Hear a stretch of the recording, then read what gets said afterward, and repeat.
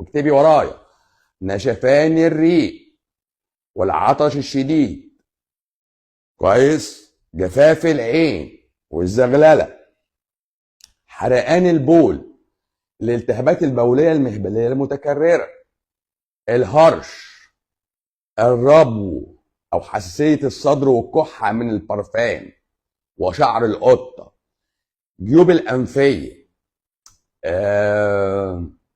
تورم الاطراف، رعشه وتنميل في الايدين او الرجلين، انعدام الرغبه الزوجيه، النهجان، ضربات القلب السريعه، آلام المفاصل الصغيرة أو حتى الكبيرة زي الركبة ومفصل الورك، آلام عرق النسا أو عصب النسا، آلام العصب الخامس، التاكس العصب السابع، آلام الدورة الشهرية سواء نفسية أو جسدية. كل الكلام ده كله يا معالي الوزير ملوش علاقة بمرض. يعني ما تقوليش ده MS، أنا شخصتك كده، أنا عرفت حضرتك إن أنت MS كده، لا. اصل انا عرفت ان حضرتك دلوقتي جوجرين مرض مناعي، غلط. اصل انا عرفت ان انت دلوقتي سكر، غلط. اصل صداعك اللي بيجيلك والدوخه والزغلله ضغط، غلط. كل دي اعراض التهاب حاده مؤقته، بتزيد وبتقل، بتروح وبتيجي، بتزيد وبتقل، بتروح وبتيجي، يبقى خاضعه للمتغير، يبقى خاضعه لمتغير. طبعا. وتكسير والهبات الساخنه، عد يا معلم، يا راجل وست بالمناسبه. اصل لو راجل هيقولوا انت غده، ولو ست اصل انت انقطاع طمث. كل اللي انا عديته ده لازم يكون معاه. يعني مفيش حد هيجي له صداع وقولونه سليم، مفيش حد هيجي له صداع وقولونه سليم، محدش هيجي له رعشه وتنميل ومعدته سليمه. لازم اعراض الجهاز الهضمي تتحط on top of this. يعني ايه؟ امساك وانتفاخات وارتجاع مريء وحرقان في المعده وحموضه وريحه فم كريهه. انت يا باشا، انت يا باشا حضرتك وحده متكامله.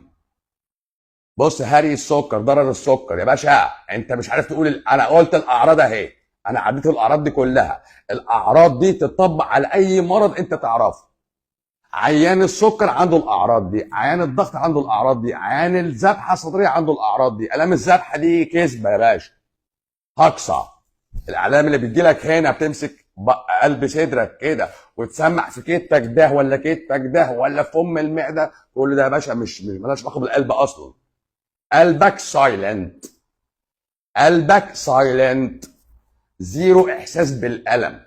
القلب زيرو احساس بالالم، المخ زيرو احساس بالالم، الكبد زيرو احساس بالالم، الكلى زيرو احساس بالالم، الرئه زيرو احساس بالالم.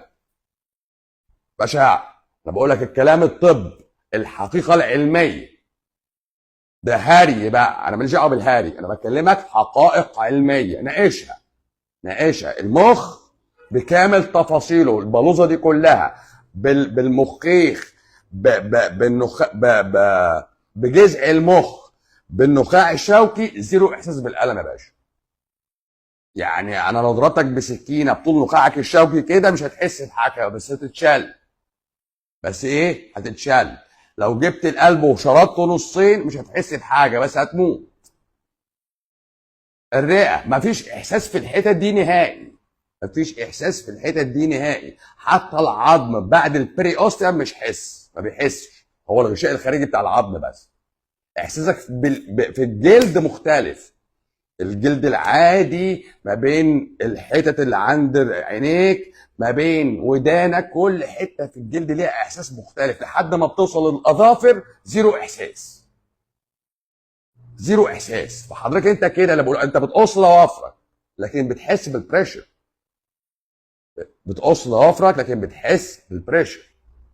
ضوافرك عامله زي الحافر، زيرو احساس، زي المخ بالظبط، زي القلب، زي الكلى، زي الكبد.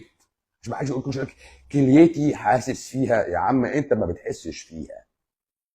انت يوم ما تحس هتحس بحصوه في الحالب ملهاش علاقه بالكليه. الكليه نسيج والحالب انبوبه. فانت بتحس بالانبوبه. لو في حصوه في الكليه تحس بحصوه في الكليه. ماشي. لو في حصوه في الغده اللعابيه هتحس بالحصوه اللي في الغده اللعابيه. لو في حصوه في مجرى المراره هتحس بالحصوه في مجرى المراره. حضرتك فهمت؟ يبقى انت الاوعيه الناقله لغير الدم هتحس فيها. خلاص. الحوالب، المثانه، كل دي ايه؟ كل دي ايه؟ اوعيه. دي اوعيه بس مش دمويه. وعاء الدم برضه زيرو احساس. حضرتك انت معظمك زيرو احساس. اكتر حته بقى عندك فيها احساس هي جهازك الهضمي، عشان تحس باقل حاجه، بدءا من الاحساس حتى اللي هو التيست، احساس الطعم، عشان حضرتك تعرف التشيلي والمر والحاجات اللي ممكن تضايقك. عشان كده بستغرب الناس يقول لك انا هاخد مش عارف زهره ايه وطعمها مقرف، والبان دكر. يا عم ده طعمه مقرف اصلا، ده انت يعني دي اتخلقت عشان لما تحس بحاجه فيها مراره ما تاكلهاش. بستغرب ان حد يوصف لك دواء مر ويقول لك اصل المر فيه العلاج. لا يا عم، المر ما فيهوش علاج. عمري ما شفت حاجه مره سليمه اصلا، ما ينفعش. بدءا من احساس بالتيست والاحساس بالالم لحد فتحه الشرج، كل دول متغذيين باحساس الالم والتمدد والانتفاخ. يعني انت اول ما بتنتفخ في حته في امعائك بتسمع وبتحس زغوله، بتحس بالشده بتاعت امعائك، كل ده بتحس بيه يا باشا. زمان كان لما بيجي لك حد الطوارئ وانت مش عارف ده فيه ايه، ماسك بطنه وحالته متدهوره، بتعمل له غسيل معده او تخليه يرجع، عشان المعده مفتاح القصه. بطلناها دي القصه دي من زمان بقى. احنا بقينا نحط الكنترول في المحلول، النكسن في المحلول. يعني بدل ما انا اساعده يفرغ اللي في بطنه، انا خليته يتكيف معاه. يعني بدل ما بيفرز حمض زياده ويطلع هيستامين عشان يزود هذا الحمض، انت قفلت له ضبه ومفتاح عشان بطنه تبقى سايلنت، بطنه تعطل. حولتها من مضخه هضميه مليانه احماض تساعد على الهضم لقربه مليانه ميه، وميه آسنه معفنه نتنه مش عارفه تجدد نفسها. ما الميه دي نافوره، بنطلع انزيمات ونطلع احماض ونطلع عصاره عشان اشتغل. حضرتك جيت عملت لي عطله وعملت لي اضطراب هرموني، وقفت لي الدنيا، حولتني من عضو عضلي عامل زيه زي القلب يا باشا بيضخ. المعده بتضخ في الدقيقه 4 أو 5 خضات، والخضه دي معناها انها بتقلب لانها شغلها مينلي انزيماتيكال. ما انت اسنانك خلصت ميكانيكال، انا خلصت ميكانيكال ببقي. ده انت لو بتاكل خيار زي يا طارق، او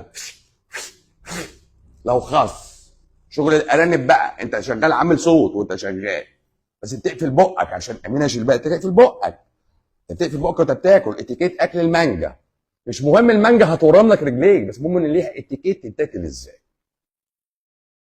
خلاص. فمعنى كده ان لما كانوا بيغسلوا المعده زمان، حتى القدام، الناس القدام بقى اللي هم الطب اللي هو قبل بقى ما يعرفوا يغسلوا، كان بيخلي العيان يستفرغ. يقول لك انا بعد ما رجعت هديت. اي حاجه بتفك بالترجيع اعرف يا باشا ان انت جهازك الهضمي بيشتكي.